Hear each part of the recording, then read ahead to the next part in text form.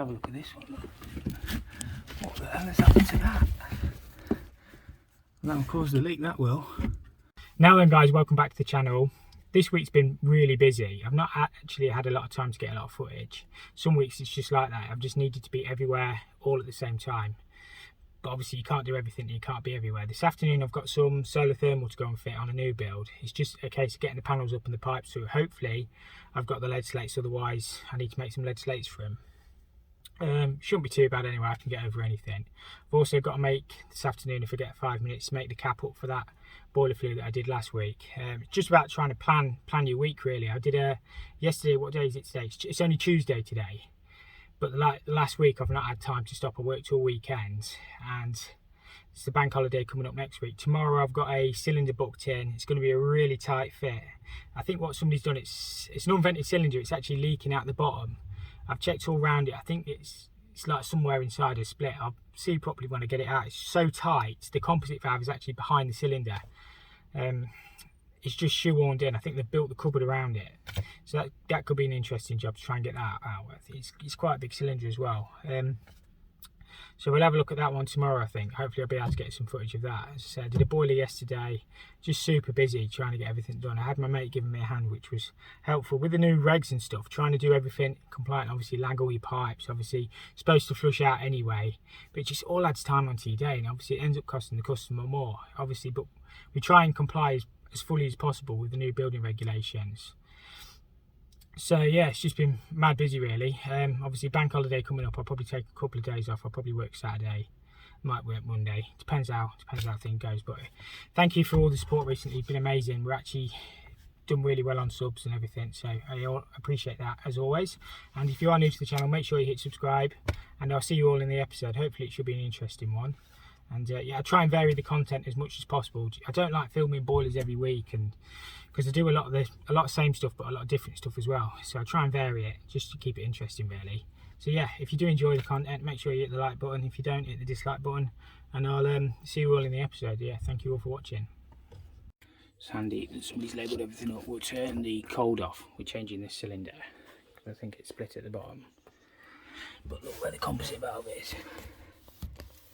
Right down behind, so it's going to be fun draining it.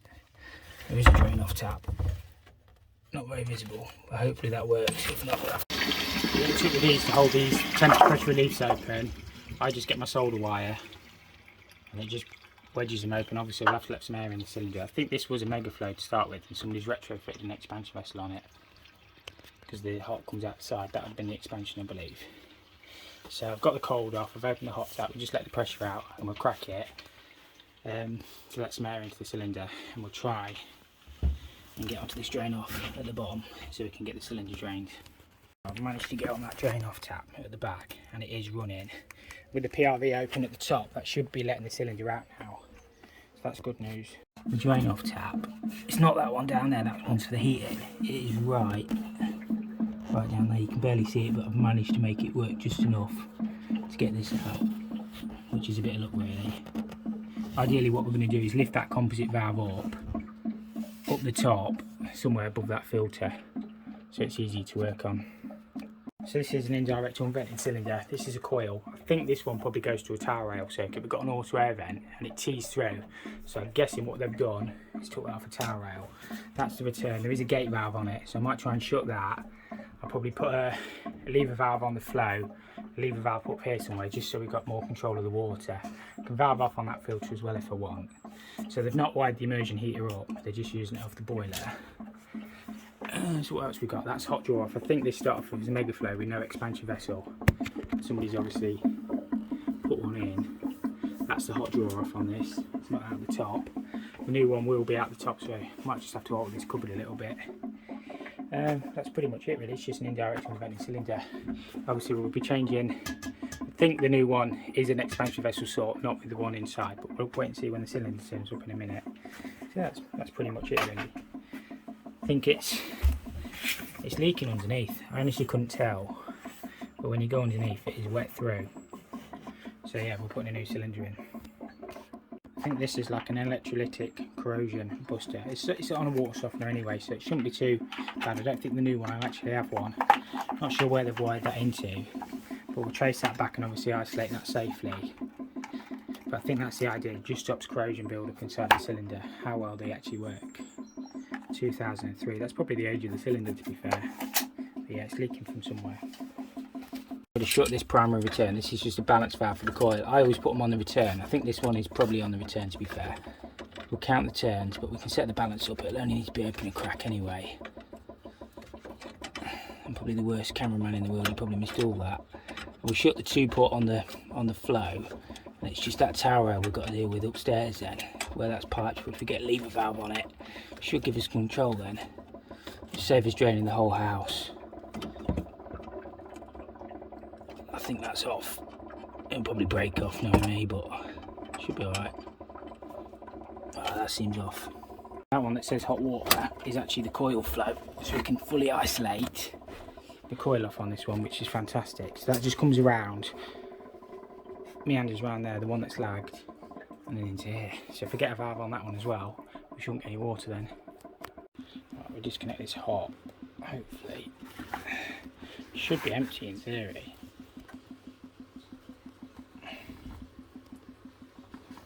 Seems to be getting a bit of water there. I think that expansion vessel is actually empty. Don't feel heavy, so I'll whip that off, disconnect that. Just might be breathing in a bit from upstairs, but I'd have thought it had dropped into the cylinder. What I'm going to do is put a lever valve on this pipe here, just to stop that tower rail dropping back. I assume that's for a tower rail. I don't actually know. I've got that one valved off, so I can disconnect that coil in a second. That one. There's no pressure in the heating anyway, so I'm just going to sort of snatch it with my bucket underneath. We should be good. Obviously we'll top the pressure back up on the heating, and then this cylinder is still draining. I've got the hot pipe off now. It's just ever so slightly dripping on that. I think that's just water probably in the pipe from upstairs. And then the new cylinder is 10mm shorter, so it should slip under this water treat hopefully. Right, we're going for it. My mate's holding the bucket. I don't think there'll be a lot anyway. He says, famous last words.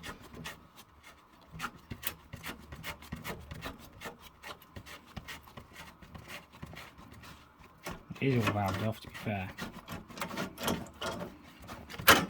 There we go, sorted. We'll get a valve on there now. Stop it emptying that tower rail. Right, I'm going to disconnect it off this coil now. There'll be a little bit of just what's in the coil, to be fair, but not a lot. We'll get a bucket underneath. There we go, it's pretty empty. Just stick that bucket down there, Harry. These foldable buckets are really good. You can get them in anywhere you want. Just manipulate that in there, mate. There won't be much. It should be alright. Just taking that expansion vessel off. It wasn't even on a bracket, which is a bit naughty really, because if it had filled with water, it probably ripped that pipe off. It was hard piped, but I think that started life out as a mega flow rather than one with an external vessel. Just a bit concerned why we're getting water there. I don't know if the coil's gone, because these are all valved off. So we'll have a look at that. We're going to have to cut into that anyway, unless that gate valve's just slightly passing on the return. But the cylinder is draining. Whoa, that's weird light. What I'm going to do with this vessel, try and screw some light on the wall so we can mount it vertically in this space, because it's got the brackets on the back. I can't get it to the pipe, so if I extend it forward, then we should just be able to get a good fix and mount it vertically. Can't see what else I'm supposed to do. Right, I've just managed to squeeze this vessel in. I use them clip spacers to go holes through the brackets and mounted some timber behind just to get me off past the pipes, and you can just get to the top of it still. So we've got it in the vertical position. The cylinder's still actually draining, but I'm going to get my composite valve sort of set up next. Don't know, it's draining quite slow to be fair, but there is stuff I can do to get on. Once I get it out, it shouldn't be too bad. I just wanted to get that vessel set up in a better position, and then this composite valve I'm going to put here. Ideally I'd like to get it above, but I'm just tight for space. I know it sounds weird, but I'm sure that coil's gone. As soon as the water levels drop below that coil, it stopped coming out here now. It's weird. Normally you'd expect the PRV to be pouring out on the heating. I don't know, it's a weird one. It might not have done, but either way the cylinder's been leaking. Because we drained the heating, or knocked the pressure off the heating, it's all valved off, and it was still peeing out here. So I'm not sure on that one.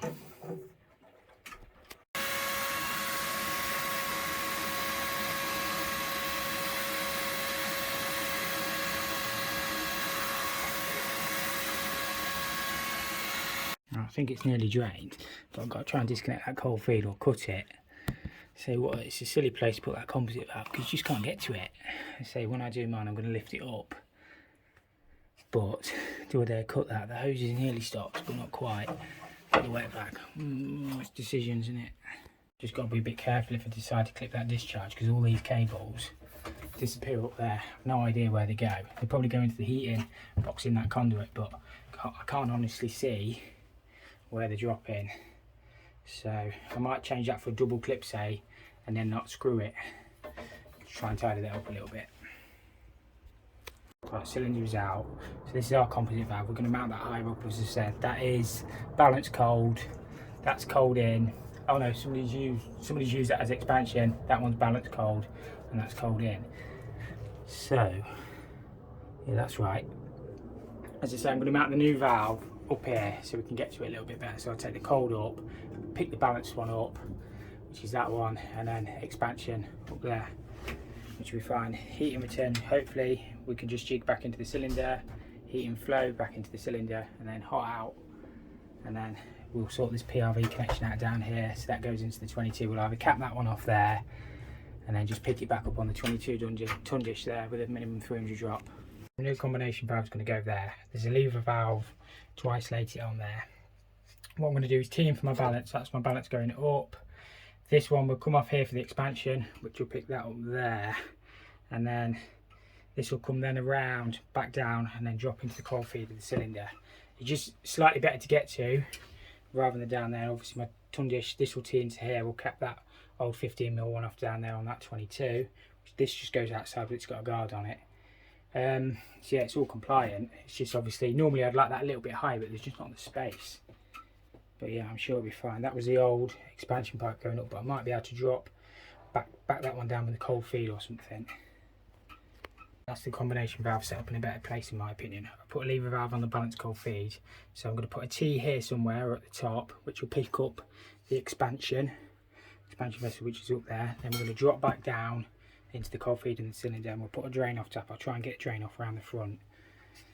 So yeah, should be a lot better. Obviously that we need to pipe that up, and then the temperature pressure relief wherever it comes on the cylinder, we'll pipe into that. Our hot, we'll probably end up cutting up here, taking it to the top. Might even have to go through this shelf. I don't know yet. Until we get the cylinder, I need to get all the prep work done, and we can get the cylinder in. Just got the new cylinder stood in position. I've piped my cold down. Just need to get some clips on that. Cold will come in, drain off tap will be here this time. Then my coil I can just pipe around. So yeah, I went for a slightly smaller one just because I honestly didn't think I'd have room to sort of work it in. So I think it's better that way. Customer was happy anyway. So we just have to pick this one back up. I honestly don't know what that feeds. I have no idea. I don't think it's an expansion vessel for the heating. Because I think there's an expansion vessel somewhere else. It might be. Or it might be a tower circuit off the hot water. Either way we'll be fine. So yeah, we'll obviously put the drain off tap where we can get to it this time. Immersion heater, cylinder start. So I know the immersion's not wide anyway, but it's always a consideration. So yeah, I think we'll be alright. And then discharge will go back into that ton dish. And we'll make some stuff a bit hot out the top into that one. We can cut that off or something and bring that across. So yeah, I think it'll be alright.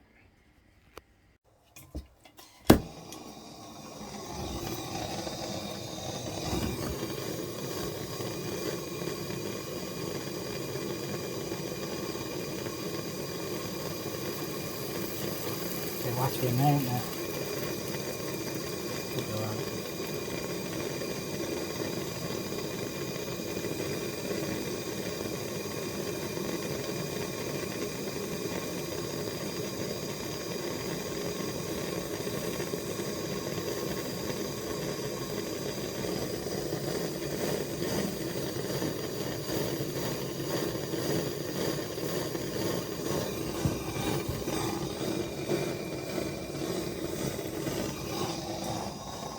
That's my hot connected in on the top of the cylinder. I've already jet blued that up. That's the sort of best I can do with it. With an unvented cylinder you can go up and then back down. But because there was so much stuff on top of the shelf I didn't really want to take it through. It was tightly packed. Let's give that a nip up. And then I've just picked up the old hot feed off there. Colds are all in. Just got the coil one in. This one just got a pipe up around here and then pick this, whatever this was, back up here. It's got an auto air vent and just disappears. No idea what that does. But sorry about the flashing light, I've no idea why it's doing that. Trying to edit it out if I can. But yeah, getting there. Get the coil pipes up. I'm actually going to get the water back on because I've got the hot and cold connected. We'll get all that tested. Can't do it from that side. No room, is there? Never any room. On jobs. Never any room. So that turns. Gives you a bit of space. Turn that one off. I think that's the mate in. And I think that one was actually the cold feed below the composite valve. Hopefully we've got no leaks, but to find out. Just shut that, so that'll fill from the bottom of the cylinder. We'll open a hot tap in a second. And I haven't got my discharges connected. Don't know why that light's doing that. Stand up. I haven't got my discharges in yet, but they will be piped up in a second. Just put my cylinder stat on 60. I've wired it up obviously. I just need to make sure I've wired it in the right way around. Pressure's back up to 1 bar. What I'm going to do is run it and then I can put my inhibitor in once I make sure I've got no leaks. It's all at 1 bar, but I'll do a heat test on it first. And then we should be good. Obviously lag the pipes. Discharge to do. Yeah, and it's gone alright this one. Once we got it out. Need to clean all the pipes up. Flux everywhere. But yeah, apart from that we should be alright. Right, I'm going to top this heating back up. I put the water softener on to bypass because Worcester say don't fill them with soft water, and I've run the tap a little bit. I don't think we lost too much out of the system anyway. What I'll do, when I know I've got no leaks, I'll clean the filter out and we'll put some inhibitor in as well. I can just get through to the fill loop. Somebody's put a lever valve and then onto a braided hose at the side.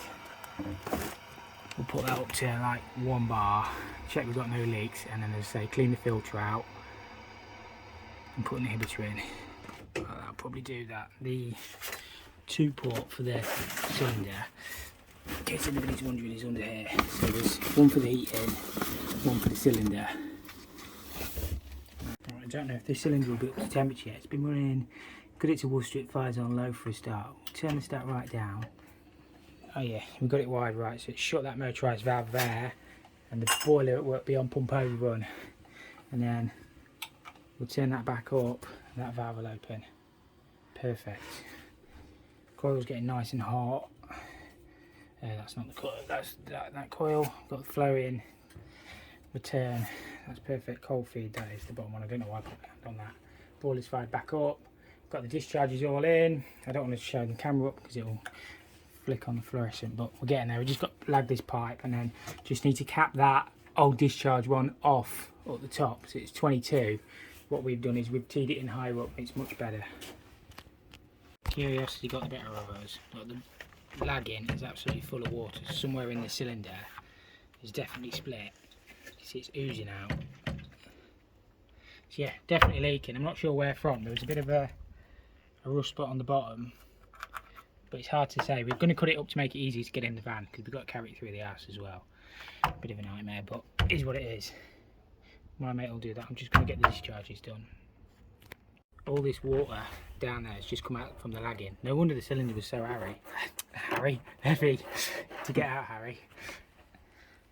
I think once we get it cut, you know what I mean, it's just all soaked up on it, so that's why it weighed so much. Have a look at this one. What the hell has happened to that? That'll cause the leak, that will. Jesus. That's a good one. That's on a 28 heating pipe. My God.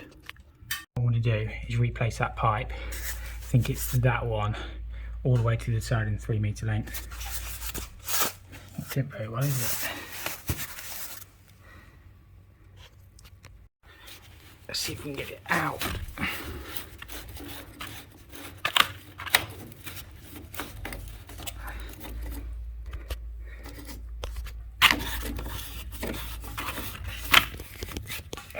Come on.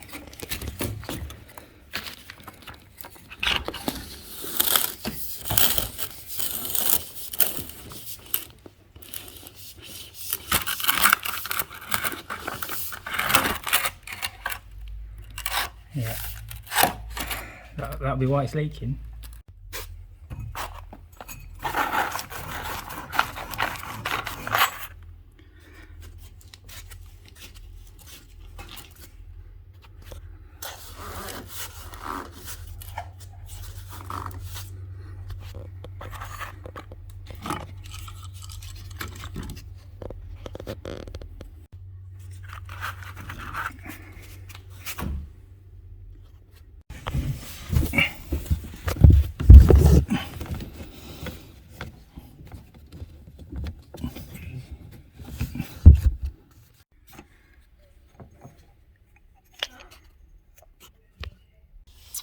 Apologies I didn't get too much footage of that job. You very rarely see speed fit split along its length like that. There's only a couple of things that can really cause it. Normally it's heat, but I checked the boiler stat and everything, it seemed to be cutting off fine. Potentially it could have been chewed by a rodent or something, but they don't normally chew the pipe, they normally chew the fitting. Or it could have been if it had some solvent glue or something on it, but I don't really see why. So that one was a little bit of a mystery. I decided to change the whole length of the pipe just to be doubly sure, and the customer's going to monitor it. I mean, it's approximately 13 years old, the house was built, so I don't know. You can only do your best on jobs sometimes. I mean, I could have put it back in copper, but the whole house is speed fit, so you're not really going to gain a lot. And it was quite away from the boiler. I mean, there must have been at least 6 meters of 28mm copper off the boiler, so in theory it shouldn't have got too hot, but you just don't know sometimes. You can only do your best. So I'm probably going to end the video there. As always, thank you for watching, thank you for all the support, and if you did enjoy the video, make sure you hit the like button, subscribe if you're new, and I'll see you all next time. Thank you all for watching.